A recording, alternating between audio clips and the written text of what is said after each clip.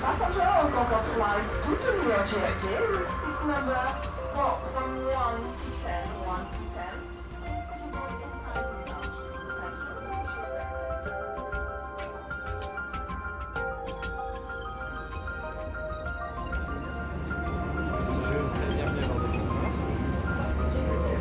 Nous sommes heureux de vous accueillir sur ce vol Air France à destination de New York, John Fitzgerald Kennedy.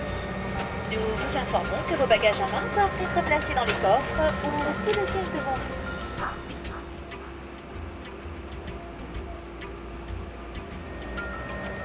Mesdames et messieurs, bonjour, ici Jean Rossignol, le commandant de bord. Je vous souhaite la bienvenue à bord de ce Concorde à destination de New York. Nous allons mettre en route dans quelques instants. Nous décollerons sur la piste nord face à l'ouest. Nous ferons dans un premier temps la verticale d'Évreux. Nous mettrons cap ensuite sur Le Havre et nous ferons notre accélération supersonique au-dessus de la Manche. Je vous remercie de votre attention. Je vous souhaite un excellent vol. Paris au 3. Paris au 3. Dimanche du 3. Stop. Vancouver. Ouverte. Stop. Et là, 8% top fuel on fuel flow.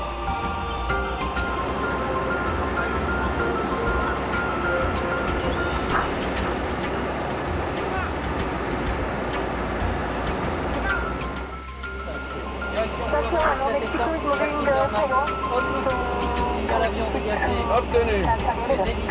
5 passes. Merci. Oui. En cas de nécessité, prenez le gilet de sauvetage sous votre siège et passez la tête dans l'encolure. Les ceintures s'attachent et se détachent de cette façon. Vous avez fastened and released until. Merci de votre attention et nous vous souhaitons un excellent voyage à bord de Concorde. France 002, bancal, visibilité 08 gauche, autorité décollage. Décollant 8 gauche, Air France 09.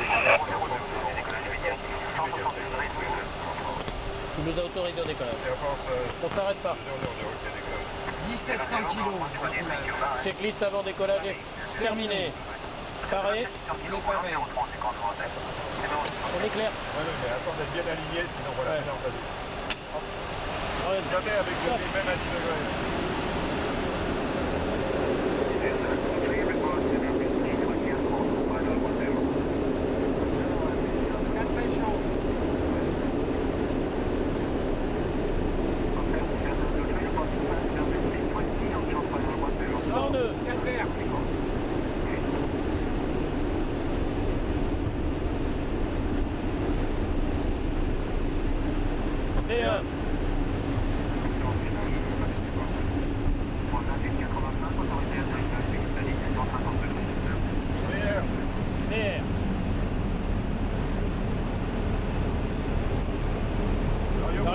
Le train sur entrée.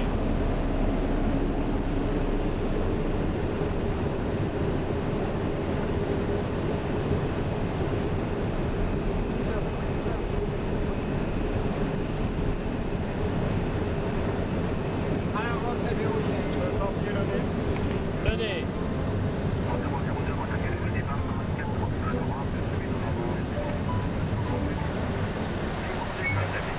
Fly Director 1. Braketing. OK pour la réduction. Réduction.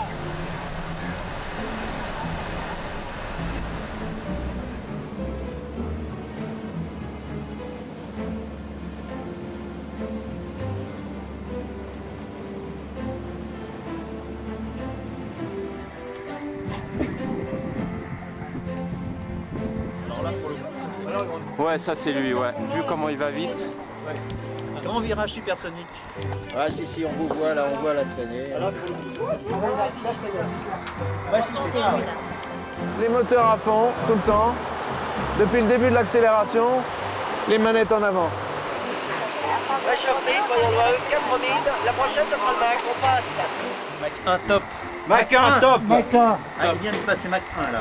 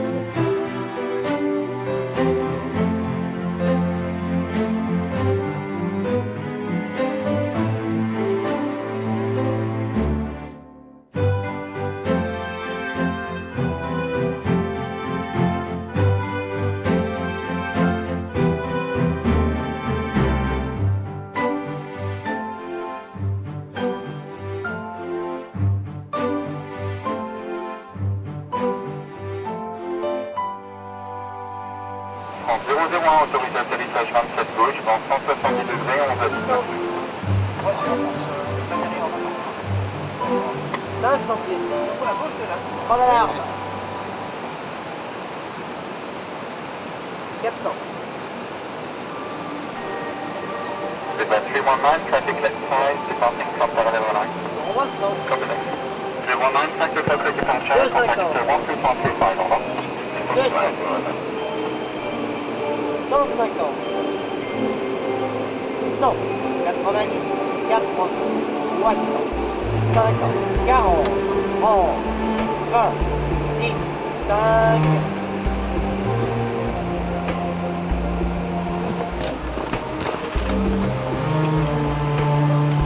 Passé. Première rapide. 140. 130. 120.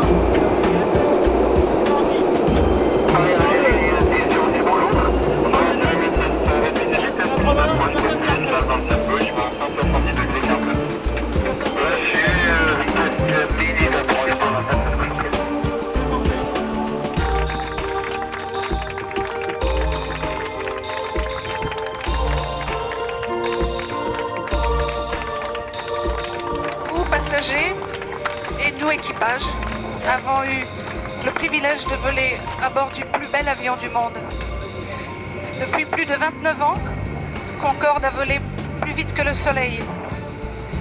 Plus tard, on pourrait dire j'étais à bord du dernier vol du bel oiseau.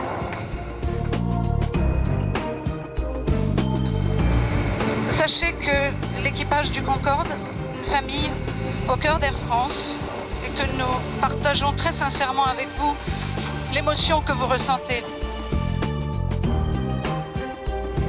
Merci d'être venu nous accompagner dans cet au revoir au plus bel avion du monde. Merci.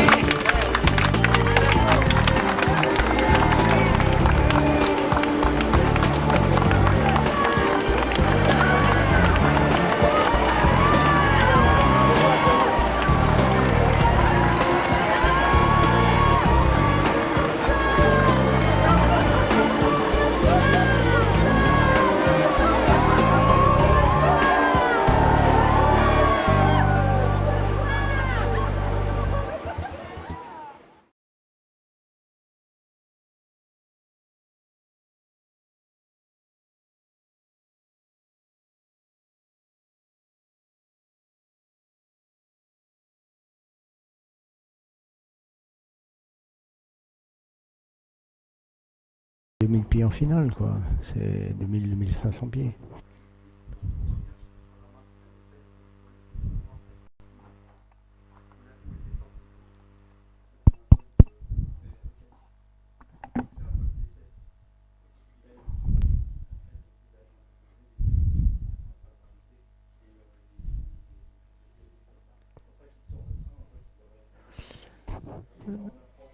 Non, mais c'est pas un film, c'est pas un film sur Paris-New York, hein. Même s'il y a des images en approche sur New York, il y a les images du dernier vol. C'est un ensemble de rush qu'a mis en ligne notre ami Loïc Pourageau pour faire quelque chose qui présente New York, hein. C'est pareil.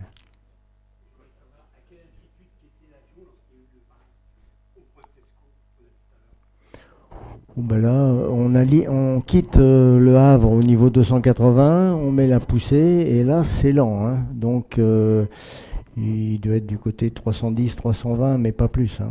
C'est la partie très difficile du vol, là, le transsonique de Mach 0,95 à 1,2, 1,3, ça peine. Après ça va, ça commence à aller un peu mieux. Ok, ben cette affaire, ce petit film nous montrait les derniers vols.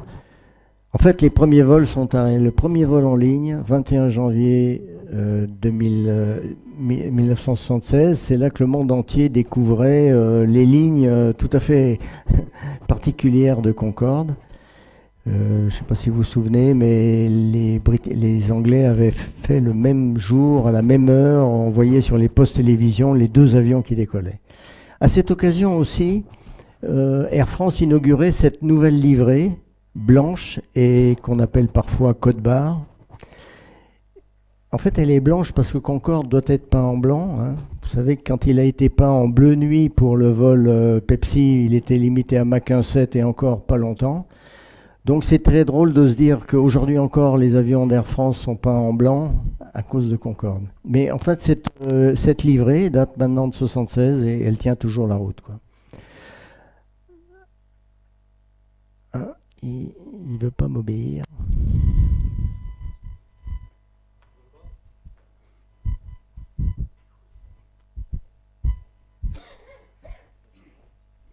Alors il faut que je sois prêt. Il est décoincé. Alors quand on parle de Concorde, on est un peu obligé de parler de chiffres. Et puis surtout de voir ce qu'il y a derrière les chiffres. Alors déjà la masse à vide, on peut dire c'est 80 tonnes d'ingénierie vraiment très intelligente. On va s'arrêter sur quelques chiffres. Le premier par exemple, c'est le carburant.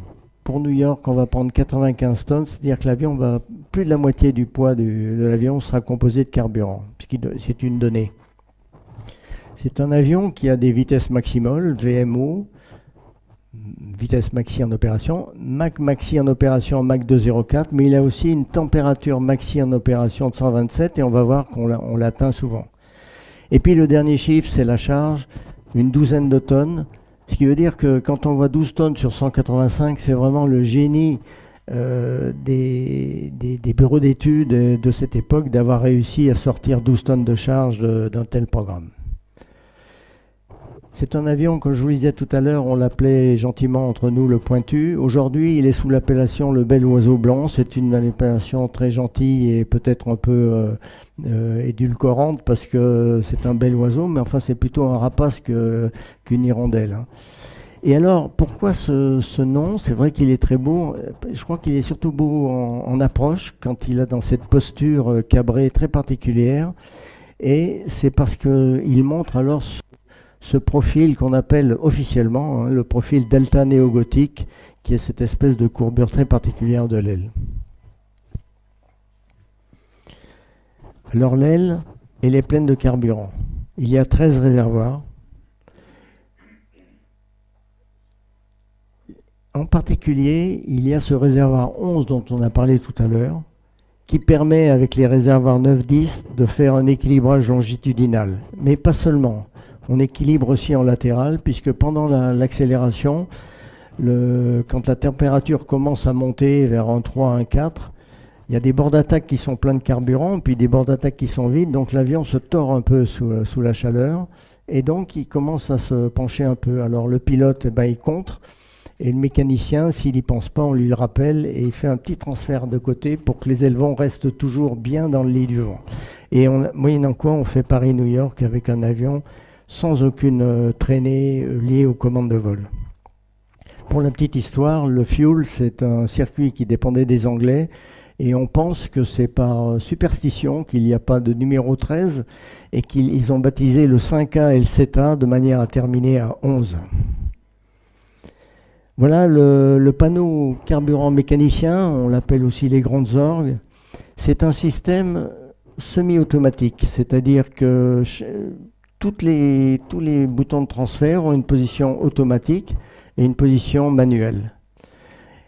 Il y a cet interrupteur-là qui est très utile et qui est répété au panneau supérieur, accessible aux deux pilotes. C'est le transfert en urgence vers l'avant. Et il a été utilisé déjà. Alors le nez, c'est pire que Cléopâtre. On parle toujours du nez de Concorde. En réalité, son nez, il est toujours dans cette position. Nez haut et visière relevée, c'est la seule manière de pouvoir voler en supersonique où il faut des profils aigus et pointus. Mais les ingénieurs, dans leur grande bonté, nous ont donné 2 braquages, le nez à 5 qui permet confortablement le roulage au sol et le décollage, et puis un braquage à 12 degrés qui permet d'avoir une bonne vue de la piste, presque meilleure que sur les autres avions. Je me souviens d'une fois d'Alfred Wlodarczyk, de membre de l'AMA, qui avait travaillé pour la compagnie Air Équipement, qui avait travaillé sur le vérin du nez, et il était très étonné qu'il n'y ait pas 17 degrés. En fait, les avions de série et de pré-série ont pu braquer leur nez à 17 degrés. Quand vous voyez d'ailleurs le Concorde 001, vous avez l'impression que le nez va tomber par terre. Mais ils se sont aperçus que 12 degrés suffisaient largement à l'utilisation en ligne. Une particularité de tous les deltas, mais en particulier de celui-là, c'est vous voyez la marge très faible qu'il y a entre les tuyères. Donc on a intérêt à avoir la bonne vitesse au toucher des roues, sinon ça frotte. Alors la grandeur de Concorde, c'est de transporter des passagers, c'est-à-dire de satisfaire au règlement de transport et de sécurité et de régularité du passager. Donc voilà une cabine passager, 40 devant, 60 derrière. Comme souvent les gens ne savent pas, mais beaucoup de termes de l'aviation proviennent de la marine, comme les termes de galet, là où il y a les fours, le matériel. Ils sont étroits, ce qui pose un problème pour un service de type première classe, avec au milieu les vestiaires et les toilettes. Quand on rentre dans un Concorde, et vous êtes bien placé pour le savoir au musée de l'air, on est toujours frappé par l'étroitesse de la cabine, de la porte d'entrée. C'est ce que je disais au début, un supersonique sera toujours un fuselage étroit, toujours. Il n'y aura jamais de wide body supersonique. Et donc il faut baisser un peu la tête. Il n'y aura jamais d'espace et de lit couchette sur un avion supersonique si jamais il y en a un qui existe un jour. Un équipage de Concorde, c'est 9 personnes, 3 techniques, 2 pilotes, 1 mécanicien et 6 navigants commerciaux, généralement à parité, hommes-femmes, avec un ou une chef de cabine.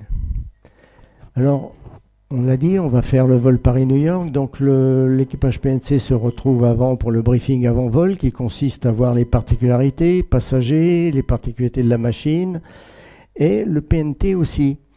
On se retrouve 2 heures avant, alors retenez bien l'heure, on va décoller 11 heures, donc on se retrouve à 9 heures du matin en salle de briefing. La préparation d'un vol sur Concorde, c'est comme sur tous les avions de ligne, c'est-à-dire en fonction des conditions du jour, météo, charge, état des terrains, on décide de la route et du carburant. Alors, pour la route, si on laisse faire un pilote de Concorde, il va prendre la route la plus courte. Et la route la plus courte, c'est celle-ci. Si vous prenez un globe et vous mettez un brin de laine, c'est ce que vous allez avoir. Donc on part sur le Pays de Galles, on touche l'Irlande, Terre-Neuve. C'est en gros la route qu'a pris Lindbergh. Lindbergh, il est passé à Saint-Jean et il est passé au sud de l'Irlande. Mais si on fait ça, on ne pourra faire de supersonique que dans cette partie. Parce que ce que peu de gens savent, c'est qu'on n'a pas le droit de voler à vitesse supersonique à cause du bang que l'on produit au-dessus des terres habitées. Donc, que fait-on? Là, on augmente de 300 km la route et ça nous permet de passer en supersonique dès Le Havre, pratiquement, en partant d'Orly, de Roissy, pratiquement sans délai, quoi. Et on va aller jusqu'au travers de New York. Voilà les routes qui étaient sur Concorde, parce que sur les avions subsoniques, chaque jour, les routes changent 2 fois en fonction du vent. Mais comme le vent en stratosphère est relativement faible, c'est pas tout à fait le mot. Hein. Il y a quand même parfois des 50 nœuds de composantes. Mais par rapport à une vitesse de 1200 nœuds, c'est négligeable. Les routes sont fixes. Elles sont établies une fois pour toutes. Donc vous avez la route Sierra Mike qui permet de faire l'aller, Sierra Novembre le retour, et Sierra Oscar, si on est en retard, on est puni. C'est la route de délestage en cas de, par exemple, les Anglais décollaient un peu après nous. Si on avait du retard, on savait on se payait Oscar. Quoi. Alors, encore une fois, quelques chiffres. Les prévisions carburant. Alors, sur New York, c'est pas très compliqué parce que l'avion est toujours plein. Donc, le carburant, on met le plein parce qu'on est au maximum de la capacité de l'avion. Vous savez que Concorde a été calculé pour ça. Hein. Certains disent Concorde, c'est une équation, c'est-à-dire Paris-New York, 100 passagers et Mach 2. Et il faut résoudre cette équation. C'est ce qu'ils ont fait. La mise en route des moteurs et le roulage sur un avion qui consomme 80 km/min, c'est-à-dire 100 litres à la minute, c'est vrai que l'arrivée du hub, où le temps moyen de roulage est entre 20 et 25 minutes, c'est quand même très grave. Donc 1,5 tonne, c'est vraiment le minimum de roulage. Mais c'est un avion qui va permettre d'arriver avec 14 tonnes, en gros les réserves standards, c'est-à-dire une petite attente, un petit dégagement. Il est vrai que sur Concorde, on ne fait pas comme sur un avion subsonique où on arrive, on attend et puis on dégage. Non, si on a à dégager, on va le décider assez tôt pour ne pas se retrouver à basse altitude avec des problèmes de carburant chaud. Quoi. Alors donc on était à 9h à la prévol. À 9h30, le mécanicien, lui, il va à son avion parce que Concorde est un avion d'ancienne génération. Tous les tests, tous les équipements doivent être contrôlés et testés. Alors qu'aujourd'hui, un avion, quand vous arrivez, vous mettez le contact, il vous dit où il a mal. Quoi, hein. Alors que là, tout doit être testé. En particulier, il y a des tests hydrauliques qui sont assez complexes. Donc lui, 9h30, il est à l'avion. Pendant ce temps-là, bien sûr, enregistre. Et bien entendu, les passagers Concorde avaient des comptoirs qui leur étaient dédiés. Et nous allons arriver donc à 10h à l'avion. Donc les pilotes et les PNC. Alors vous voyez ce qu'il y a autour de l'avion. Concorde n'a pas d'APU, il n'est pas autonome du tout. Donc il a un groupe électrique qui est là, qui va lui être nécessaire jusqu'à la mise en route. Ici, vous avez ce qu'on appelle l'essancier, c'est-à-dire le camion qui fait le plein carburant. Vous l'avez vu sur le film, il va chercher le carburant dans les citernes enfouies et il remplit l'avion selon. Ici, le chargement se fait en vrac, c'est-à-dire à la main, valise par valise, comme dans le temps. Voilà, c'est ce qu'il y a remarqué sur cette image. Quand on arrive dans l'avion, le PNC Concorde est le seul navigant de la compagnie à avoir une tenue spéciale pour le vol. Donc, les hôtesses se changent et les stewards aussi. Nous, on reste comme on est. Ce qu'on oublie parfois, c'est que le PNC, il n'est pas là pour... il est là pour le commercial, certes, mais il est là surtout pour la fonction sécurité et sauvetage. Donc, il y a, comme sur tous les avions, les essais des équipements de sécurité, les vérifications interphones entre le cockpit et la cabine. Et puis, comme ils vont avoir à faire un service première classe dans un temps de moyen courrier, puisque en gros, sur 3h30 de vol, ils vont avoir 2h30, 2h45 d'utilisable, ils prennent le maximum d'avance sur ce qu'ils peuvent faire. Les oshibori sont les petites serviettes chaudes, là, il n'y a plus qu'à qu'on va donner aux passagers au moment de l'apéritif, et le débouchage des vins.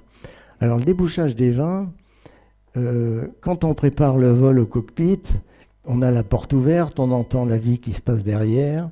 J'ai souvenir des préparations de vol du Concorde sous un grand bruit de débouchonnade en permanence, puisque il va tout ce temps de gagner sur la suite est à prendre. Quand les contrôles sont faits, les PNC et le chef de cabine vont prendre contact avec les passagers dans le salon Concorde. Le salon Concorde était en face de l'avion, ce qui permettait aux passagers déjà d'être un peu dans l'avion. Alors, le passager Concorde, on lui prenait son vestiaire. Mais il m'a fallu très longtemps pour... Je croyais que c'était une marque de confort qu'on leur accordait, mais pas du tout. C'était pour permettre d'avoir un enregistrement rapide. Parce que dans une cabine aussi étroite, si chacun arrivait à sa place, enlève son manteau, le met quelque part et tout, on n'allait jamais y arriver. Donc, le vestiaire était pris au salon, il était sur des portables roulants, et il était acheminé à l'avion. Et nous, je reviens sur le cockpit, quand on entrait derrière vestiaire, ça veut dire que les vestiaires arrivaient, on savait que l'embarquement n'allait pas tarder. L'embarquement, c'est classique, bien sûr, c'est comme sur tous les avions. L'accueil personnalisé, là, ce sont des images un peu particulières. C'était un vol particulier. Là, le monsieur que vous voyez, c'est Pierre Graff, qui était le directeur général de l'aviation civile à ce moment-là. Mais là aussi, quand on entendait par la porte ce qui se passait, il y avait très souvent des gens, on voyait des passagers, « Ah, content de vous revoir » et tout. Ils n'étaient pas loin de se claquer la bise parfois, quoi. C'était une clientèle un peu régulière et connue. Alors nous, devant, au cockpit, la vie va être rythmée par les checklists, et ça commence par 30 minutes avant la préparation, quand tout le monde, le départ, lorsque tout le monde a fait sa préparation, on fait une checklist. Alors vous remarquez que cette checklist, elle est longue, pour deux raisons. La première, que c'était une mode à cette époque, on faisait des longues checklists. Aujourd'hui, je pense elle ferait le tiers de cet item, mais c'est aussi une checklist un peu plus longue parce qu'il y a plus d'équipements à avoir vérifié. H-10, donc on est à 10h50. Là, ça commence à... Tout le monde est dans les starting blocks. Alors vous voyez, là, ça a changé. L'essentiel est parti. Vous avez le tracteur de repoussage qui s'est mis en place. On finit le chargement des bagages. Et là, vous avez les groupes d'air pneumatiques. Parce que Concorde n'est pas autonome. Et donc, il faut des groupes d'air au sol parce qu'un moteur d'avion, ça démarre en pneumatique. C'est-à-dire, on envoie de l'air, des petites turbines font office de démarreur. C'est léger et efficace. Voilà. Et on va, pour être autonome, il faudra avoir démarré un moteur de chaque côté, parce qu'on n'a même pas de transfert pneumatique côté gauche, côté droit. Donc on va avoir à démarrer les moteurs 2 et 3, et à partir de là, on est enfin autonome. Donc voilà, dans les H-10, à cette époque-là, c'était du papier, devis de masse et centrage. Vous savez, hein, aucun avion de ligne sans avoir, bien sûr, la masse et le centrage déterminés. La checklist avant mise en route. Hein, et on commence à démarrer les moteurs internes avant l'heure de bloc qui va faire office de... L'horaire, c'est l'heure à laquelle on va reculer. Il arrivait parfois, il manquait un dernier petit papier, on commençait à la mise en route, la porte n'était pas encore fermée à l'avant. Et l'objectif, bien sûr, c'était de partir à l'heure, le repoussage à l'heure. Là, vous voyez le chauffeur de bus, bien sûr, de tracteur, et à droite, le mécanicien qui est toujours en relation interphone avec le commandant de bord pour surveiller la mise en route des moteurs extérieurs qui se fait pendant le repoussage. Voilà, un Concorde qui est prêt à rouler, il a allumé ses feux de roulage, il est prêt à rouler. C'est bien. Au roulage, bien sûr, c'est comme sur tous les avions, le PNC va faire les annonces de bienvenue et de sécurité, la démonstration des équipements. Mais ce qui est un peu particulier par rapport aux autres, là il va faire armement des toboggans et vérification cabine, là c'est standard. Mais par contre, ce qui est très important, c'est le verrouillage des galets, car il y a eu un incident une année, un convoyage entre Charles de Gaulle et le Bourget, hein, c'était pas long, et il y a un chariot mobile qui était dans le galet arrière, qui était mal verrouillé, qui a fait toute la cabine tout droit à la décélération, qui a blessé quelqu'un en passant et qui s'est tapé sur le siège, le dernier siège jump seat. Donc le verrouillage des galets, c'est quelque chose sur Concorde qui est très important. Voilà ce que va dire le pilote qui est en charge, qui a la chance de faire le décollage. Il va dire attention, pareil décollage, attention, top. Le top, il faut prendre un top chrono parce qu'on va avoir des procédures anti-bruit en secondes par rapport à ce moment-là. Et le top est donné aussi par le bruit des manettes qui claquent à fond, puisqu'on a des calculateurs. Tout ensuite, l'accélération des moteurs, l'allumage des réchauffes, tout ça se fait par une séquence automatique. Et puis il rappelle la vitesse de décision. La vitesse de décision V1, c'est celle à laquelle on peut encore s'arrêter avant et on ne doit plus s'arrêter après. 147 nœuds, ça fait du 270 km/h, quoi. Voilà une image intéressante, c'est la rotation et le décollage. C'est un avion qui décollait à peu près toujours dans les mêmes vitesses, rotation à 200 nœuds et décollage à 220. On voit très bien les post-combustion qui sont allumés. La poussée, plus 18%. Si on fait le compte, ça fait à peu près un petit moteur sans réchauffe en plus, 0,7, 0,8 moteur en plus, mais au prix d'une consommation effrayante, puisque là, dans l'avion, comme vous le voyez, il consomme 80 tonnes heure. Sachant qu'on n'a que 95 tonnes dans les bidons, on a envie que ça... Donc dès 500 pieds, on coupe les réchauffes, et là, la consommation redescend. Et derrière, dès que l'avion a décollé, c'est parti, parce qu'il ne faut pas perdre de temps. Les demandes d'apéritifs ont été prises au roulage, et là, le steward Gallet, il prépare les apéritifs qui vont être donnés au... Alors évidemment, c'est une image d'Épinal, champagne, caviar pour le Concorde, mais il est vrai que ce sont des passagers première classe qui payent un peu plus cher que la première classe, donc ça fait partie du jeu. Le PNC suivait aussi le vol en termes de Mach. Avant Mach 1, généralement, il faut que l'apéritif soit terminé. Le show, c'est après. Le dîner, c'est après.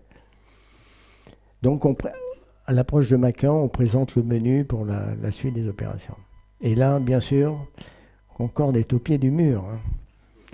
Alors, le mur du son, je ne sais pas si les jeunes utilisent beaucoup cette expression, mais elle était très, très justifiée dans les années où on parlait beaucoup de supersonique. D'abord, pour l'aspect performance.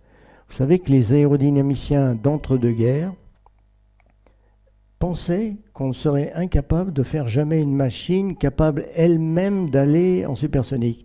Ils savaient qu'on pouvait avoir des engins supersoniques, puisque M. Ernst Mach, que l'on doit prononcer Mach, un physicien autrichien, avait réussi à photographier les premières ondes de choc et les avait photographiées sur des obus. Donc c'est lui qui avait mis en relief, c'est pour ça qu'on a donné son nom au nombre de Mach. Mais c'est vrai qu'il n'avait pas prévu les moteurs fusées, les réacteurs, donc il pensait qu'on n'y arrivait pas. Pour arriver à passer en supersonique, il faut des performances assez fortes et il faut des profils adaptés, très aigus. Ensuite, plus gênant, les qualités de vol. Les qualités de vol parce que l'aérodynamique en supersonique change complètement, à un point qu'on n'imagine pas d'ailleurs. Et donc, l'équilibre est modifié. Vous voyez, en subsonique, vous créez la portance de l'air par une élégante déviation de l'air sur le bord d'attaque de l'aile qui crée une portance qui est plutôt sur l'avant de l'aile. Alors que quand vous êtes en supersonique, tout est affaire de choc, de compression. C'est-à-dire vous faites des compressions des deux côtés. Et bien sûr, avec l'incidence, il y a plus de compression en bas qu'en haut, donc l'avion il vole. Mais la portance est pratiquement au milieu de l'aile, donc elle recule. Ça vous change l'équilibre de l'avion et parallèlement, vos gouvernes deviennent moins efficaces. Et c'est pour ça qu'il y a eu pas mal d'accidents dans les premières tentatives dans les années 40, là, 45, 46, avant que Chuck Yeager y arrive en 47. Et la dernière chose, c'est le bang sonique. Donc, le mur du son, c'était l'impression qu'un avion traversait un mur et que des briques voltigeaient dans l'air. C'est pour cette raison aussi que dès 1973, le vol supersonique a été interdit au-dessus des terres habitées et on n'est jamais revenu dessus. Et à mon avis, on ne reviendra jamais dessus, même s'il y a actuellement un appareil à la NASA qui essaye de faire des études pour voir comment on peut réduire le bang sonique. Mais enfin, c'est pas compliqué, on sait, il suffit de faire un truc très long pour qu'il n'y ait pas un bang affaibli. Sauf qu'un truc très long, vous voyez, le prototype actuellement, il doit faire pour une personne, il doit faire 30 mètres de long. Alors vous faites la péréquation pour 200. Donc le vol supersonique est interdit au-dessus des terres habitées. Souvent, on pose la question au PNC, à tout le monde. Et alors, en cabine, qu'est-ce qui se passe? Ben non, il ne se passe rien. Le son, il n'y a que les gens de l'extérieur qui en profitent, si je puis dire. Alors, voilà l'itinéraire qu'on va suivre. Donc, on a décollé de Roissy-Charles de Gaulle, on passe Évreux. Là, on est stable à 28 000 pieds. Et on va attendre d'être à peu près par ici pour commencer l'accélération, de façon à ce que les premiers bangs arrivent au sol après, du côté du port d'Antifère. Nos camarades en bateau, tout à l'heure, ils devaient être par là. Voilà. Et on va s'engager à Tesgo, vers un point qui s'appelle Tesgo, qui est au milieu de la Manche. Alors, très schématisé, hein. Quand on vole, en gros, c'est ça. Vous avez une portance, vous avez un poids, et puis vous avez une commande de profondeur qui vous permet de monter ou de descendre. Très schématique, hein. Si vous passez en supersonique, la portance recule. Alors là, vous avez deux solutions. Soit vous contrez à la commande et vous maintenez votre équilibre. C'est ce qui se fait sur un Mirage 3, un Mirage 2000 et même un Rafale. Mais l'autre jour, j'ai posé la question à un pilote de Rafale. J'ai dit, qu'est-ce qui se passe quand tu accélères? Il dit, je sais pas. Tout se passe automatiquement parce qu'il a des commandes de vol électrique. Mais au résultat, c'est ça. C'est-à-dire, c'est l'avion qui, aérodynamiquement, compense le... Et ça, avec Concorde, on ne serait jamais arrivé à l'autre bout parce que ça freine terriblement. Donc, comme on ne peut pas déplacer le tabouret, on va déplacer le piano. On va, grâce au transfert carburant, puisqu'on a entre guillemets la chance d'avoir du carburant, on va transférer le carburant vers l'arrière, d'où l'intérêt du réservoir 11, de manière à rééquilibrer. Et ça va nous permettre de traverser l'Atlantique avec des élevons parfaitement dans la ligne du vent. Donc voilà ce qui se passe au niveau circuit carburant. Voilà la vue. Là, suite à la question tout à l'heure, là on est à peu près à Tesgo, on est par le travers de Deauville, on est à Mach 1,08. La machine, elle peine, hein. Les points de Mach qui montent tout doucement, tout doucement. On est dans le transsonique qui est la partie la plus... Mais enfin, on est 15 minutes après le décollage et puis on est déjà en super, quoi. Voilà ce qu'on verrait si on était à l'extérieur. Je reviens sur cette extraordinaire installation dont on a parlé sur avion et qui est un des secrets de la... Vous savez que Henri Perrier disait trois raisons. La réussite de Concorde Technique tient à trois raisons. La première, c'est la propulsion. La deuxième, c'est une aérodynamique supersonique parfaitement affinée. Et puis, la recherche du gain de poids en permanence. Tout ce qui s'est fait à bord était, en termes de poids, contrôlé au maximum. Alors, un petit arrêt sur comment ça marche, une installation comme ça. Au milieu, vous avez le moteur, bien sûr, le fameux Olympus, qui est un turboréacteur. C'est-à-dire qu'il ne peut avaler que de l'air à vitesse subsonique. Or, on vole à Mach 2. Donc, il va falloir que l'entrée d'air soit capable de comprimer l'air sans perdre d'énergie jusqu'à une vitesse lui permettant de l'absorber. Là, en fait, 800 km/h, comme l'air est à peu près à 100 degrés du fait de la compression, c'est en gros Mach 0,5, 0,6. Donc, ça, c'est le point clé d'entrée d'air. Ensuite, cette réchauffe, la post-combustion, c'est quelque chose qui a été rajouté parce qu'on n'avait pas de réacteur assez puissant pour faire c'est le cas dans l'armée, hein, les avions militaires ont la post-combustion parce que ça permet artificiellement d'augmenter la poussée d'un moteur à isotechnologie, quoi. Et puis derrière, vous avez quelque chose de très important qui est la tuyère qui va accélérer les gaz. Et si vous roulez à 2200 km/h, il faut que ça sorte au moins à 3000, quoi. Et donc il faut une tuyère qui soit capable de réaccélérer les gaz assez vite pour qu'on vole. Tout ça, encore une fois, 4 calculateurs pour chacun de ces éléments. Et pour info, l'entrée d'air, c'était le premier calculateur numérique embarqué sur un avion de ligne, hein. 4 calculateurs qui doivent dialoguer ensemble, puisque chacun des paramètres intervient sur les 3 autres. Alors donc voilà l'accélération transonique qui est un moment quand même un peu délicat puisque là on est passé avec le contrôle anglais et il y a beaucoup de trafic nord-sud, donc il faut qu'on nous étage avec eux parce que nous on monte sans arrêt. Hein. Il n'est pas question, on va couper les réchauffes à 47 000 pieds, mais le contrôle il ne peut pas nous dire arrêtez-vous au niveau 350, on ne peut pas faire. Alors ça posait pas de problème avec les Anglais parce qu'ils avaient l'habitude à la fois des Concorde anglais et des Concorde français. Mais quand vous faisiez un vol spécial du côté de l'Amérique du Sud ou ailleurs, très souvent vous étiez obligé de faire un rapide cours d'aérodynamique appliquée pour que le contrôleur comprenne que vous demandez une clairance 280-470 sans interruption.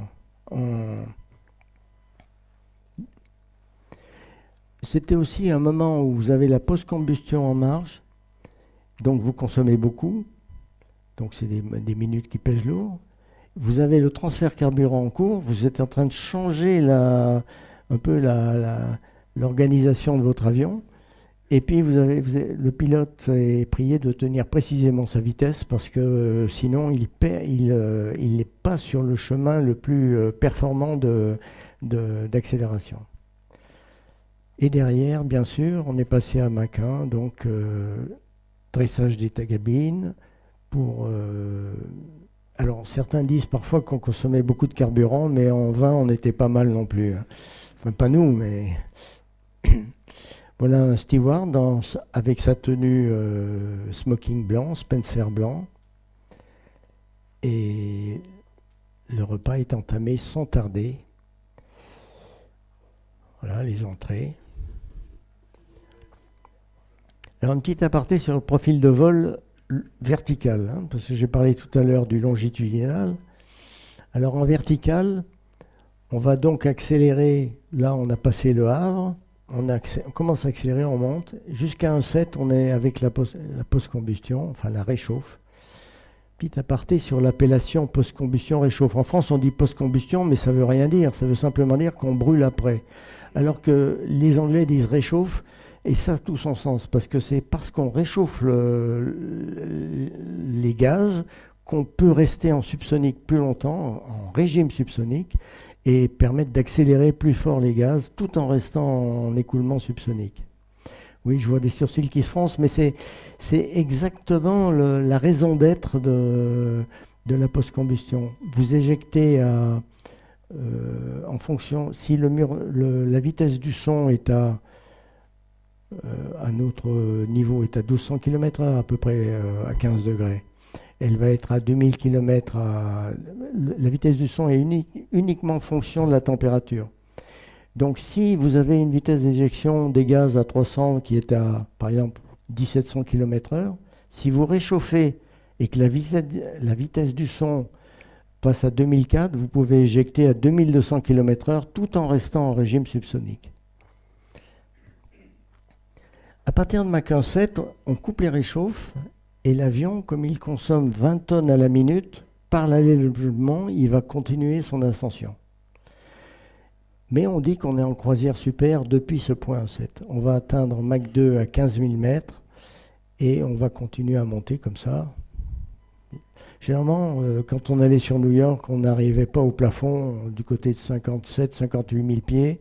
On arrivait quand même par le travers de Long Island et il fallait descendre.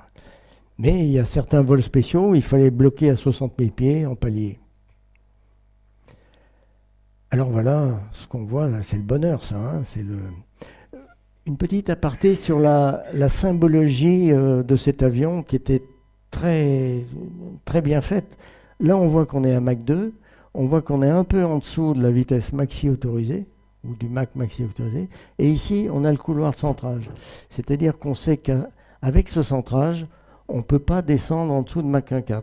Si par hasard, en descente d'urgence, vous partez à toute vitesse dans ce sens, eh ben vous avez intérêt à balancer le petit interrupteur rouge que je vous ai montré tout à l'heure, qui balance le centrage vers l'avant pour permettre de faire reculer. Mais rien qu'avec un instrument, vous avez une conscience de votre positionnement en termes de centrage. Bon, alors les formules, j'aime pas ça forcément, mais celle-là, elle me plaît bien. parce qu'elle est relativement simple et elle est dure comme de l'airain, quoi. Parce que ça, la température, on n'en parle pas assez, mais le problème du supersonique, c'est presque plus la température.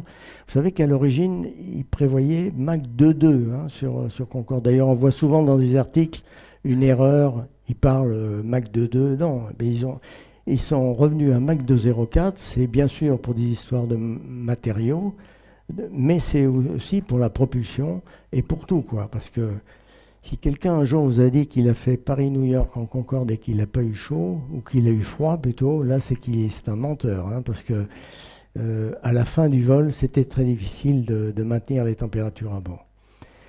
Alors, le défi de la température, en stratosphère, normalement, la température est à moins 55, à Mach 2, la pointe avant va être à 119. Et si par hasard, comme on disait, aujourd'hui il fait moins 50, il fait chaud, eh bien, à ce moment-là, on atteint la fameuse température maxi de 127.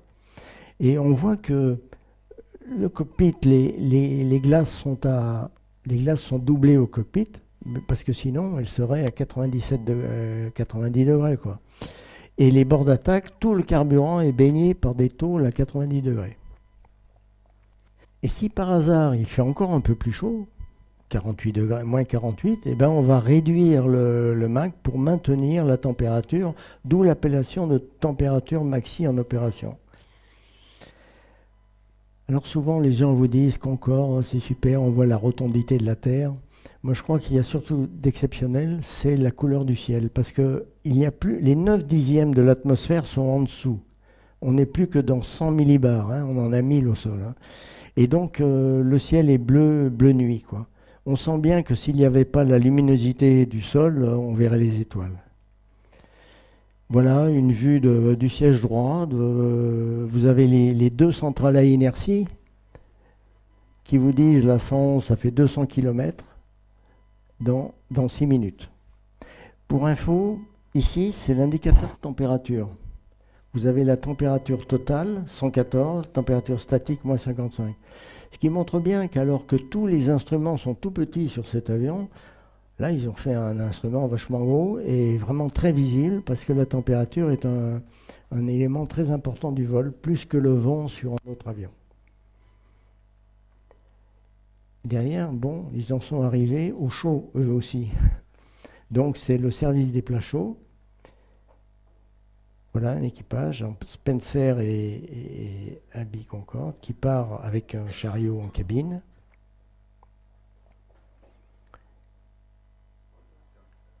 Service. Donc c'est un service. Et on n'est pas oublié. C'est-à-dire qu'on n'est pas oublié, on a droit à casser la croûte devant. Alors pour info, moi, un de mes premiers vols, j'avais pas eu le temps de manger mon plat chaud, donc je l'ai renvoyé ça. Et le mécanicien, il m'a dit, tu verras, quand tu auras le temps de manger ton plat chaud, tu seras lâché. Non, on était bien gâtés. Ça, c'est une rare photo où l'on voit un PNC avec le MacMet, parce que souvent, nous, on se photographiait à l'occasion, mais alors eux, dans le boulot, et là, on voit qu'effectivement, quand on fait un parallèle dans une photo comme ça et un B58 ou un Mirage 4, un pilote en siège éjectable qui va faire du Mach 2, on dit quand même, fallait le faire, quoi. Voilà donc le café. Une petite aparté sur cette publicité d'Air France qui s'appelait Plus vite que le soleil, qui a été mise en œuvre. Là, c'est l'agence d'Air France qui était sur les Champs-Élysées à la grande époque. Et ça, c'était lors de l'inauguration de la ligne sur Washington en fin 76, avant New York, et Plus vite que le soleil. Et alors, Plus vite que le soleil, j'espère qu'il n'y a pas de platistes dans la salle. Si tout le monde est d'accord, la Terre tourne à 15 degrés à l'heure. 15 degrés à l'heure, ça fait 1100 km sous nos latitudes et 1600. Et comme on a un appareil qui se déplace en gros à 2200 km/h, on comprend qu'on va aller plus vite que ce déplacement. Et on a pris un exemple fictif là. Supposons qu'on décolle de Paris à 9h, le 21 décembre, et un quart d'heure après le lever du soleil, donc il fait bien jour à Paris. Donc on décolle, on va rentrer, on va accélérer en manche. Arrivé du côté du 20 ouest, on va être à Mach 2. Et là, on va effectivement rattraper la nuit et nous poser à New York 3/4 d'heure avant le lever du soleil. Il fait bien nuit.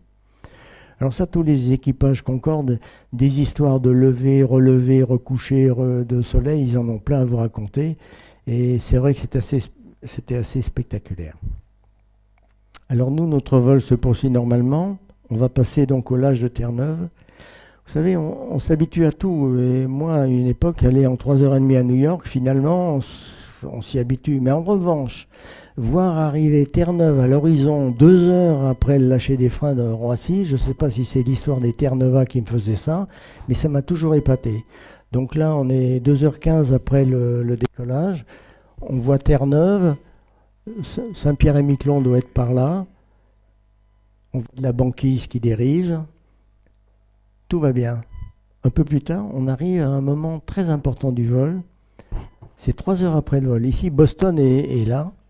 Ici, vous avez Cap Cod et là, l'île de Nantucket. C'est un moment très intéressant en équipage parce que à l'avant, surtout aujourd'hui, ça s'est bien passé, il fait beau. Là, donc, on n'a pas trop de soucis pour l'arrivée à New York. Donc, le briefing d'arrivée est fait. Donc, je veux dire, l'équipage technique, on est prêt à descendre. On va descendre en gros dans 5 minutes. On est serein, quoi. On est même impatient de descendre. Et puis derrière, on entend que ça... Parce que moi, j'ai volé à une époque où les portes étaient ouvertes. Hein, donc, on vivait en phase un peu avec le service à l'arrière. Et on sentait que ça pulsait. Et c'est généralement le moment où le chef de cabine qui a une montre, qui sait que ça va... Dit dans combien de temps on descend, et combien j'ai souvenir, on descend dans 5 minutes, et là, on entend repartir derrière en disant on se magne parce qu'on descend dans 5 minutes. Et à ce moment-là, la cabine est en surchauffe parce qu'il faut débarrasser les gens, il y a plein de... Alors ça vaut les dragées Concorde, ça vaut les madeleines de Proust, hein. Tu es d'accord, Daniel? C'était vraiment un petit bonheur. Et il y a aussi d'autres choses comme les certificats de baptême supersonique. Tout ça est à faire avant l'arrivée. Pour l'arrivée, on va faire la même chose que je vous ai montré sur la route générale. À l'origine, les avions arrivaient par Cape Cod, prenaient Long Island et descendaient, un peu comme ce que font tous les avions subsoniques. Mais alors ça posait des problèmes parce qu'il fallait descendre, décélérer plus tôt. Et surtout, on se retrouvait avec d'autres avions cela amenait des réductions de vitesse, des écarts de cap. Donc très rapidement, moi j'ai connu que cette arrivée là par l'extérieur. Donc on allait vraiment jusqu'au bout du bout à Mach 2, on descendait, on revient toujours sur la même, à 200 nautiques de l'arrivée, à peu près par là. On restait le plus longtemps possible à Mach 2, d'autant plus qu'on était hors des eaux territoriales, donc pas tenu par la limitation de vitesse à basse altitude. Et ça nous permettait, alors surtout à l'heure où on faisait, on arrivait très tôt le matin, donc c'était assez calme.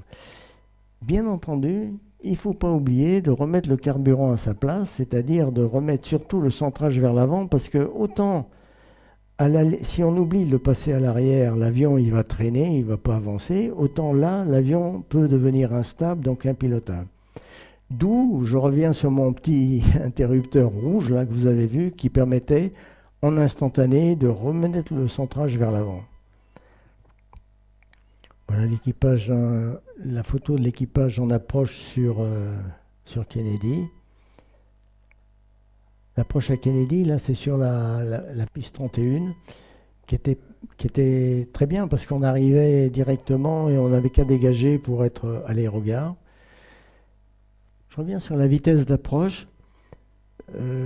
Concorde a été très réussi en performance supersonique, mais un avion un Delta de plus de 100 tonnes qui est capable d'approcher à 160 nœuds, sachant qu'un Mirage 3 ou un Mirage 4 c'est 190 à 200 nœuds, c'est relativement extraordinaire, et ça c'est dû à la portance tourbillonnaire. Alors là vous voyez un autre Concorde.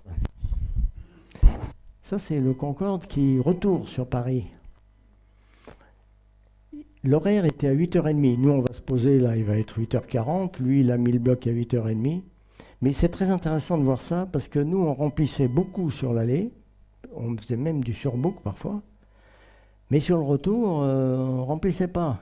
Les Anglais non plus. Hein. Pourquoi? Parce que regardez-le là. Le passager, il fallait qu'il soit pour partir à 8h30, il a dû mettre son réveil du côté de 5h, 5h30. Quoi. Il va se poser à Paris à 18h. Juste pour les embouteillages. Donc, c'est pour ça que nos passagers allaient à New York en Concorde et rentraient en subsonique première, où ils pouvaient se reposer un peu et ils arrivaient pas trop. C'est une des grandes dimensions, des grandes problématiques du transport supersonique qui n'a rien à voir avec Concorde, qui a à voir avec Mach 2. Quoi. Voilà, donc cette image pour dire que Concorde fait partie d'un monde aujourd'hui disparu. Quoi. Alors, une fois qu'on est posé, bien sûr, on rend le vestiaire à chaque passager. Et pareil, les adieux sont assez personnalisés aussi. Et là, vous voyez, on vient de se poser, là, il y a 8h30, il est peut-être 8h45, mais je vous rappelle qu'on était à 9h en salle de préparation de vol. Donc, on a tous le sentiment d'avoir vécu quelques heures gratuitement, quoi. Voilà la dernière, quand on sort de la navette, voilà la dernière vue de l'avion. Généralement, les vols se passaient sans problème, hein, comme aujourd'hui. Là, vous voyez la météo d'aujourd'hui, ils ont un problème.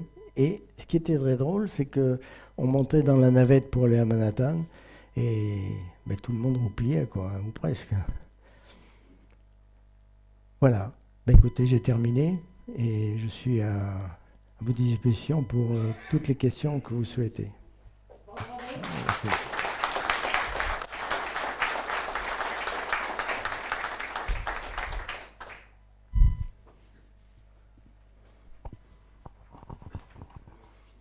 Alors pour les questions, il marche bien?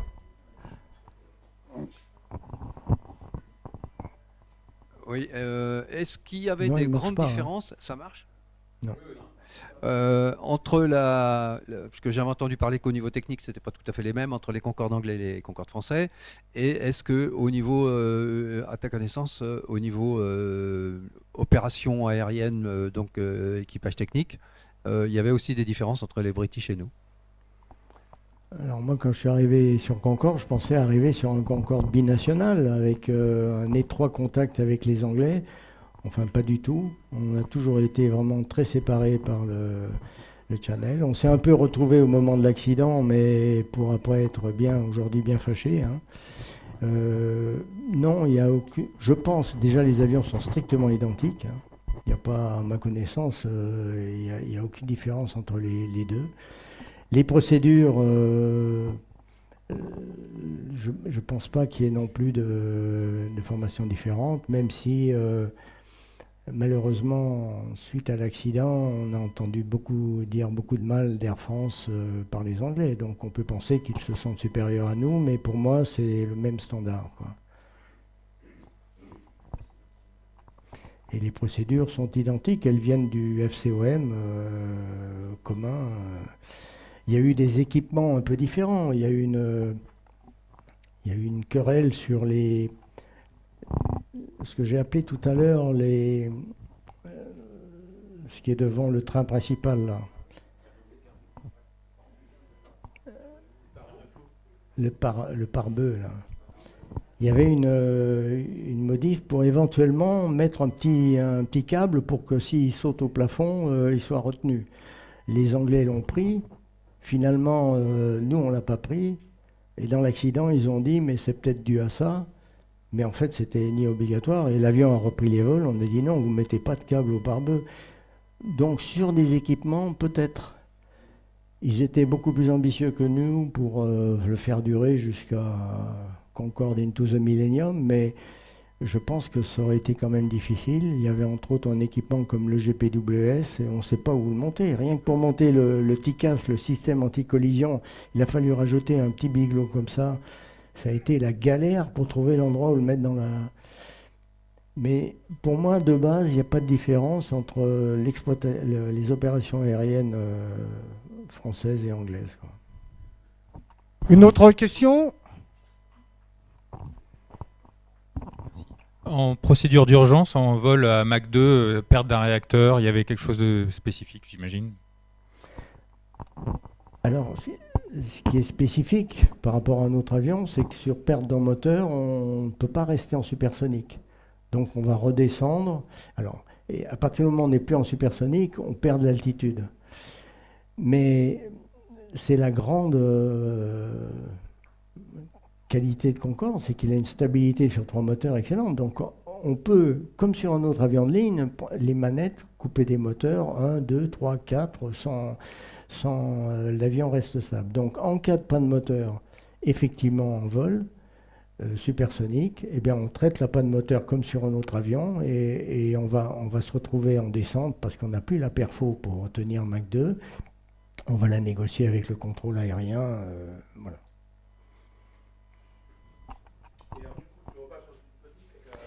Et tu repasses en subsonique. Et il y a aussi certains types de pannes qui t'imposent de passer en subsonique. Par exemple, une qui m'a toujours frappé, les servocommandes, c'est des doubles corps. C'est-à-dire, on voit qu'une servocommande, mais il y a 2 muscles dedans. Si on perd, pour une raison quelconque, un des muscles de la servocommande, on doit redescendre en subsonique parce qu'on n'a plus la capacité, du fait de la perte d'efficacité des commandes, de faire une descente d'urgence. Si on fait une descente d'urgence, on est en vitesse maximale et il y a un virage redoutable à prendre du côté de 530 nœuds. Là. On est à Mach 2, on arrive à 530 nœuds et là, il faut bloquer la vitesse. Et si on n'a pas les servocommandes intègres, on ne peut pas prendre. Donc, voilà un exemple où, sur une panne, conséquence, à la fin de la checklist, vous retournez en subsonique. Quelles ont été les raisons pour lesquelles vous avez été sélectionné pour être PNT sur Concorde? La seniorité. Pour pas dire là, oui. Malheureusement, dans une compagnie aérienne, il n'y a que l'ancienneté qui compte. Parce qu'on s'est aperçu que si on mettait un autre système en jeu, comme il y a eu à une époque, le choix ou autre, il y a des passe-droits et tout. Donc, avec votre ancienneté qui augmente, un beau jour, vous avez vocation à faire un desiderata pour faire... chaque année, vous faites des desiderata sur des avions, et moi, je mettais systématiquement la croix Concorde en me disant, sachant qu'il y a une qualif par-ci, par-là. Puis un jour, on m'a appelé, on m'a dit, la qualif, c'est dans 2 mois, si vous êtes toujours d'accord. Bon, ça m'a coûté quelques années commandant de bord, mais je ne regrette pas. Mais donc, la réponse, c'est se sentir, avoir envie de le faire, se sentir en adéquation pour le faire, et puis avoir l'ancienneté nécessaire. Une autre question?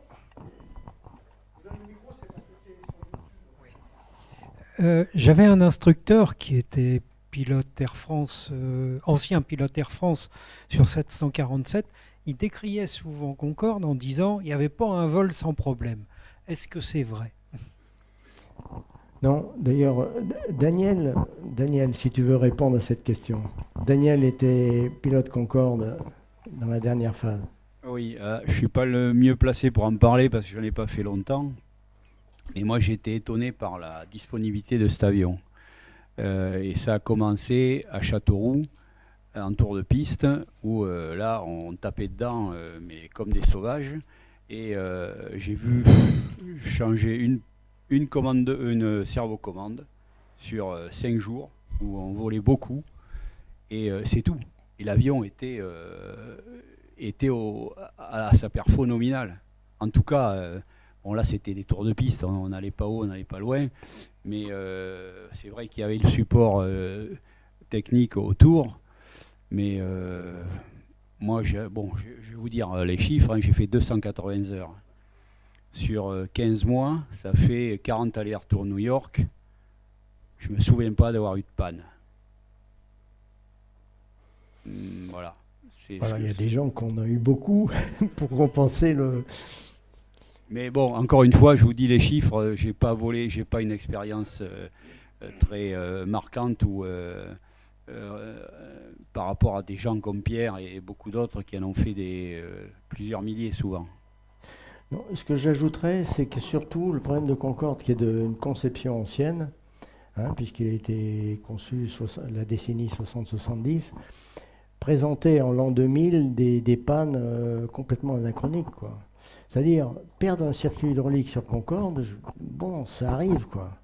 Aujourd'hui, un avion de ligne qui perd un circuit hydraulique, ça fait du foin dans le circuit, quoi.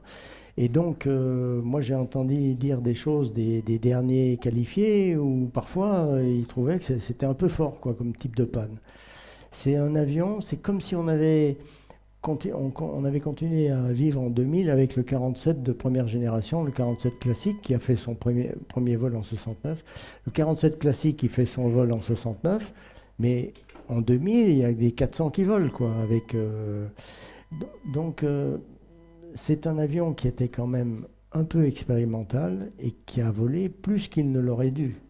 Parce que dans la logique normale de génération, lorsque les premiers réacteurs sont arrivés, le C-107, le Caravelle, 20 ans après, ils étaient remplacés par des modèles, des appareils qui avaient vraiment évolué, alors que là, comme il n'y avait aucune... on a maintenu cet avion. Et c'est vrai qu'un peu anachronique certaines pannes, quoi. Une autre question?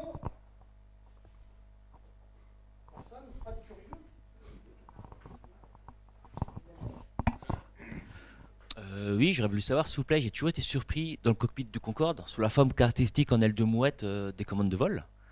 Est-ce qu'il y avait une raison particulière pour cela? J'ai pas compris. Le manche, oui. pardon, qu'il avait... Ça, c'était une lubie, une demande d'André Turca. C'est aussi qu'à cette époque-là, la hantise, c'était dégager la vue sur la planche de bord. Enfin, sur un avion à commande de vol, ça c'était vrai à l'époque des avions musculaires où il y avait un gros manche, mais regardez toute la famille des A300, 310 qui avaient des manches, vous voyez très bien la planche. Donc lui, c'est lui qui a inventé ce manche, mais qui n'est pas très agréable à l'utilisation parce que si on regarde le manche, c'est comme une barre à bateau, quoi. On a deux poignées comme ça, mais en fait, ça tourne comme ça. C'est-à-dire que quand on vire, on fait ça avec le manche. Et un avion, on aimerait bien plutôt le commander comme ça, quoi. Donc mais bon, ceci étant dit, peu importe. C'était très bien aussi. Tu indiquais que le profil de vol était en montée continue, et ça c'est dû à quoi en fait? La perfo ou la partie déplacement du centre de portance? Non, c'est la perfo. Tous les avions de ligne, ils aimeraient pouvoir faire, et d'ailleurs c'est fait sur le Pacifique, tout avion de ligne aimerait pouvoir faire ce qu'on appelle la croisière ascendante, c'est-à-dire en fait à incidence constante, ce qui lui permet, en fonction du délestage, de monter, température descendre, et puis il évolue comme ça. Donc dans le Pacifique, ils autorisent ça sur certains tronçons. Et la Concorde étant seule en altitude, il l'a fait. Mais sinon, s'il y avait eu une flopée d'avions, on aurait pu faire du vol en palier comme sur les autres.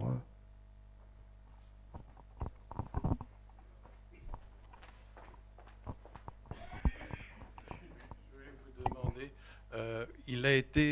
pour quelle raison il a été arrêté, et est-ce que sur le plan commercial, ça a été un échec ou un demi-échec? Ou une rentabilité?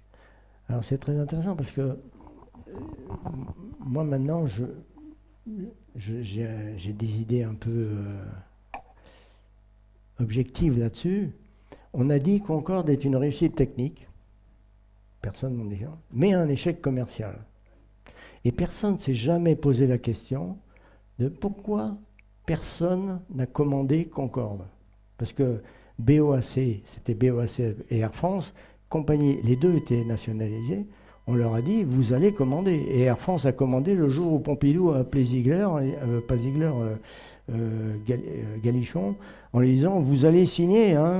Donc, personne ne s'est jamais posé la question, pourquoi? Parce que c'était avant le choc pétrolier. On était en 73 ou toutes les options. En fait, moi, ma conviction, mais c'est même pas une conviction, cet objectif, c'est lié au transport supersonique. Vous voyez le problème des horaires? L'autre jour, j'ai vu l'horaire du Rio. Le Rio, il décollait à 20h, le Rio retour Paris. Il décollait à 20h de Rio. Il faisait 2 étapes de 3 heures, il se posait à Dakar, donc 2 étapes de 3 heures, une escale, bam, bam, bam, bam, avec les chariots et tout ça.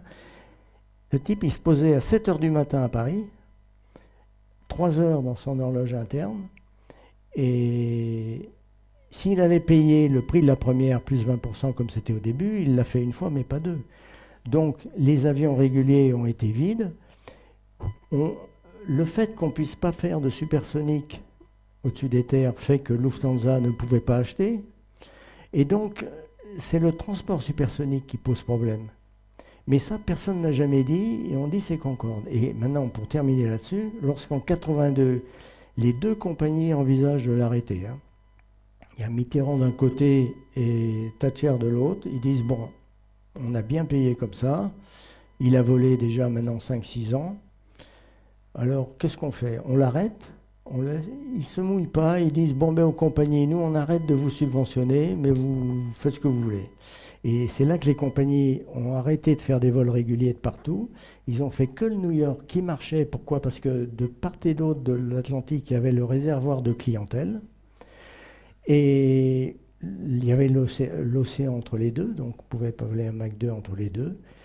Mais même au retour, on n'aurait pas gagné notre vie sur le retour. Donc l'aller était très plein, le retour à 50%, et des vols particuliers, des vols spéciaux, charter. Et Concorde a été rentable de 83 à... Alors là, il y a Guy Servel qui est par là. Et il n'est pas là. Mais je vais demander à tous les gens qui ont été... Parce que c'est difficile d'avoir... surtout à Air France, le compte Concorde, il était mélangé d'après tout. Mais les Anglais, eux, ils disent que... Bon, c'est les Anglais. Ils disent que British Airways faisait des profits grâce à eux.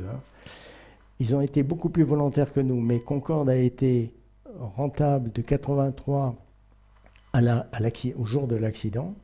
Mais c'est le transport supersonique qui ne marche pas. Ça ne peut pas marcher en termes d'horaire, en termes de trajectoire, en termes même, vous avez vu la forme de l'avion, vous ne savez pas le charger avec des camions CRVR normaux, vous n'avez même pas une double allée, il y a plein de choses qui font que... Non, alors ce qu'a fait Braniff, c'était très branifien, si je puis dire. Eux, ils étaient très... comment il s'appelait le sénateur du Texas, là? Goldwater. Eux, ils étaient Texas Uber Alles. Et donc, ils avaient mis des options sur Concorde, mais qu'ils ont retiré comme tout le monde, pour les raisons que je dis. Parce qu'il n'y a pas besoin d'avoir fait des hautes études commerciales pour voir qu'on ne peut pas faire de business avec un avion qui vole qu'au-dessus de la mer, dans le sens vers l'ouest. Et donc, ils s'étaient retirés. Mais après, ils ont trouvé un système où eux, ils prolongeaient le vol, un vol de British ou un vol d'Air France, vers Dallas. Bon, ça a duré une petite année, parce que c'était vraiment... c'était pas rentable. Une autre question? Sur le Pacifique, c'était pas possible. À cause de l'autonomie, c'était... Alors on a fait le Pacifique en charter. Mais le problème d'une compagnie aérienne, c'est qu'elle fait du vol régulier. Aujourd'hui, une compagnie aérienne, c'est une industrie. C'est-à-dire, elle a sa flotte d'avions. Il faut que tous les jours, ça vole au maximum, en régulier. Et il n'y a que comme ça que les commerçants peuvent, le commercial, le revenu management peut marcher. Et là, vous avez un avion, Vous allez dire, mais attendez, alors on va faire Hawaï, ok, on va faire Hawaï, mais au retour, on n'a personne. Alors comment on fait, quoi? Donc, sur le Pacifique, on a fait beaucoup de vols sur le Pacifique, en spéciaux Hawaï, ou pour le président, pour Chirac, la Nouvelle-Calédonie, on est allé en Australie, mais par bons successifs, quoi.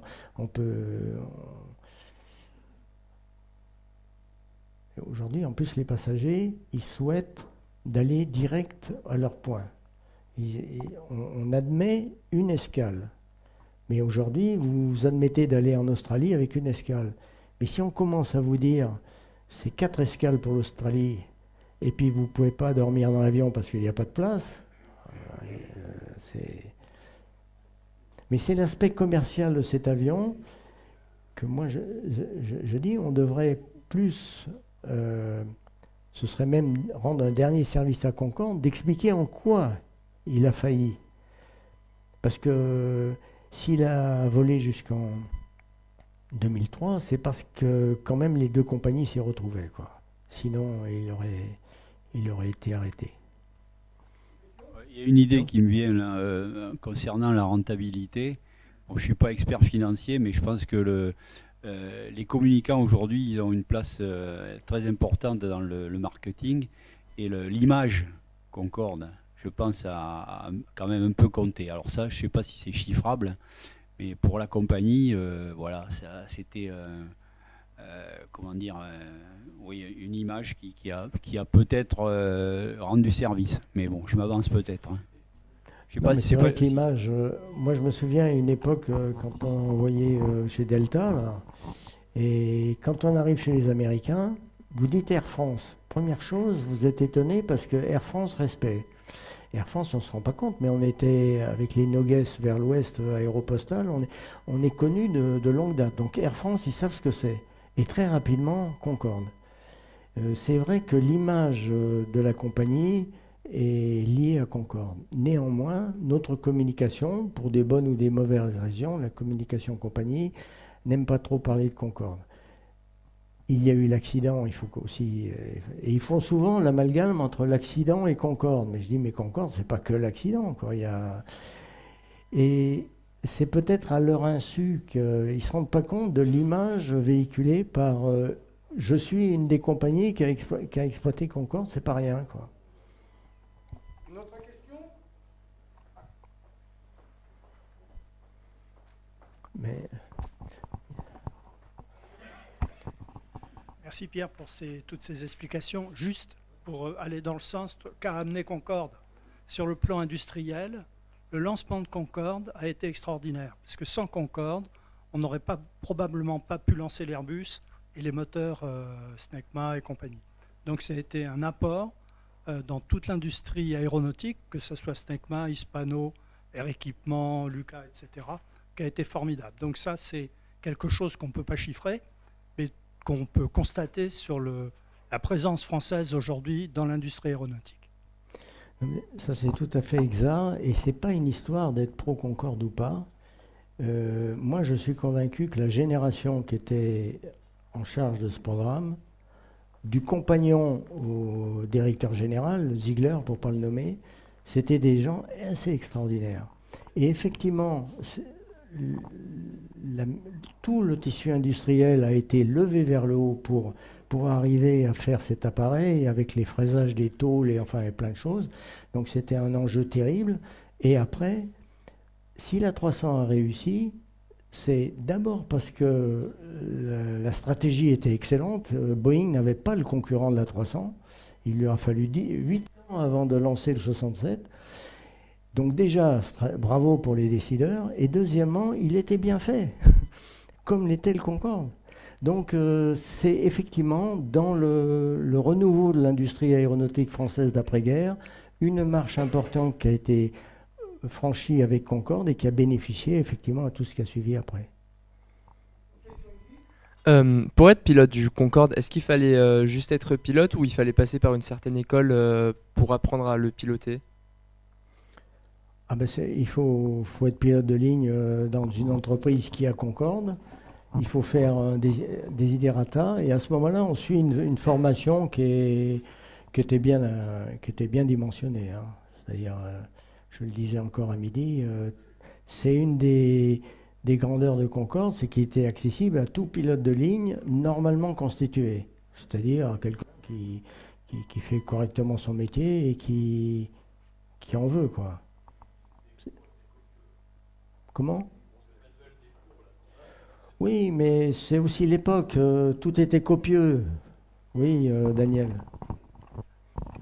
En ce qui concerne la formation, moi j'en ai un excellent souvenir, parce que comme j'avais écrit un jour, j'ai rajeuni une bonne dizaine d'années, plus que ça, 20 ans, puisque quand j'ai commencé, c'était au tableau noir avec les systèmes trainers, c'est-à-dire des armoires. On était 10 dans la salle, il y avait l'instructeur avec le tableau derrière, et il y a une espèce d'armoire énorme là sur roulette, et j'avais une armoire par système. Donc il y avait une armoire carburant, une armoire électricité, une armoire pneumatique, etc. Et c'était du live, hein, je veux dire, rien à voir avec ce que les jeunes font aujourd'hui. On leur balance un CD dans le casier, et ils mettent ça dans l'ordinateur, et puis 3 semaines après, on leur dit vous revenez, et si vous avez compris, on va le voir au test. Vous avez coché les bonnes cases, et si vous avez passé ça, on vous met dans le simulateur. Là, c'était tout à fait autre chose. Il y avait, je ne me rappelle plus de son prénom, Jean Lombard, qui était le panoramix du Concorde, qui nous faisait des cours absolument remarquables, où il expliquait tout ça avec une clarté, j'ai envie de dire biblique, bien que je sois un peu mécréant. Et c'était un plaisir d'apprendre dans ces conditions, parce que l'ordinateur, l'enseignement assisté par ordinateur, c'est quelquefois pénible. Vous sortez de là, vous avez la myxomatose. Hein. Et alors que là, c'était du live, on me posait des questions, ils détaillaient, etc.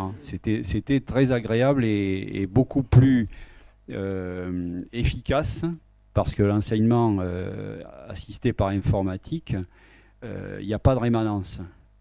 La rémanence, la mémorisation des systèmes, vous l'acquérez,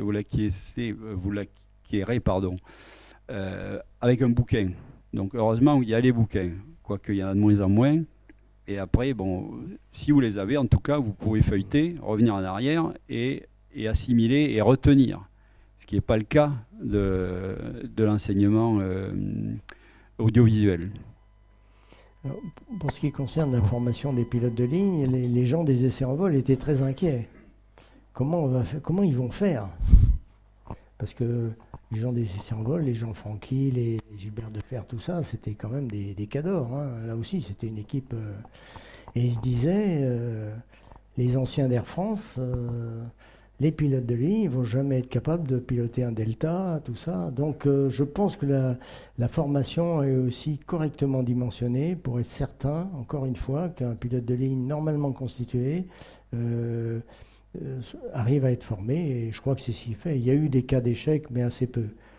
Bon, il y a des gens qui n'ont pas osé se présenter à l'examen, ça c'est autre chose. Hein, mais... Une autre question ? Une dernière. Je suis intéressé par le rythme des rotations des PN sur le Concorde. C'était un vol semaine Il était idyllique, quoi. C'était parce qu'en fait, on partait un jour, finalement, on rentrait le lendemain soir. Donc déjà, une rotation de 2 jours long courrier, c'est pas courant. Et moi, en plus, c'était à l'ancienne horaire. On redécollait à 13h, on arrivait à 22h. Et c'était, un peu plus, un par semaine, quand c'était que du New York. Sinon, il y avait les réguliers, les charters, ça pouvait être un petit baptême de l'air, une boucle journée, ou 2 boucles jour, jusqu'au tour du monde qui prenait 3 semaines. Mais c'était pas un rythme soutenu, quoi. On n'était pas surchargé. Alors, moi j'ai une question, la dernière peut-être. Quel est votre plus beau souvenir d'un vol de Concorde ? Bon, moi, je suis pilote, alors j'ai souvenir d'un décollage de Dakar. Je vais encore reparler de Dakar. Parce que quand on fait l'accélération, on a droit qu'à 14 minutes de réchauffe, de post-combustion. Et quand on est léger, et là c'était léger, on était léger, on rentrait en mise en place de Dakar. Et dans ce cas-là, on mettait la réchauffe au décollage et on continuait, on faisait jusqu'à Mach 1.7 en une douzaine de minutes, donc on montait. Et c'est vrai que j'ai souvenir de ce décollage parce qu'on décolle, on rentre vite le train et tout, puis il faut bloquer à peu près à 20 degrés d'assiette pour pas dépasser la vitesse, et puis on termine en 12 minutes à 47 000 pieds, Mach 1.7. Oui. Moi, c'est ce souvenir qui m'a toujours marqué, mais c'est un peu sensuel, j'allais dire.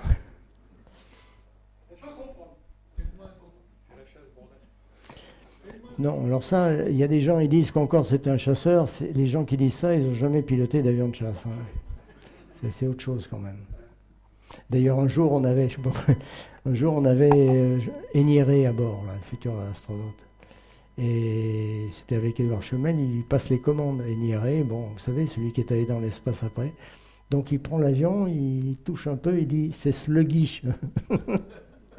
Mais oui, par rapport à un avion de chasse, t'as quand même, c'est un avion de ligne, c'est pas... Voilà. Une question ? Bah, merci.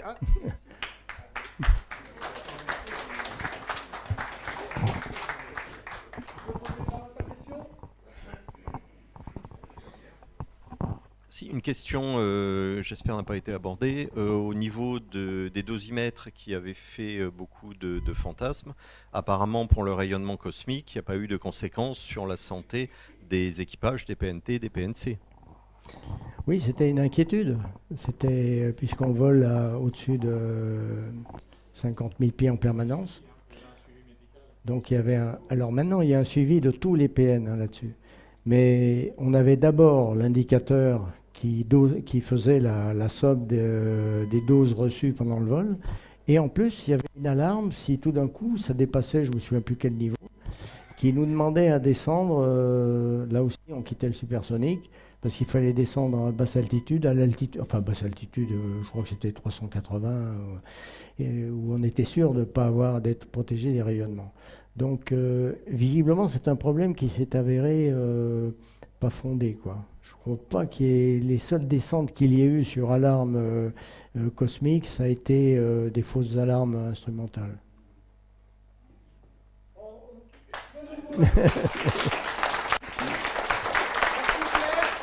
Merci.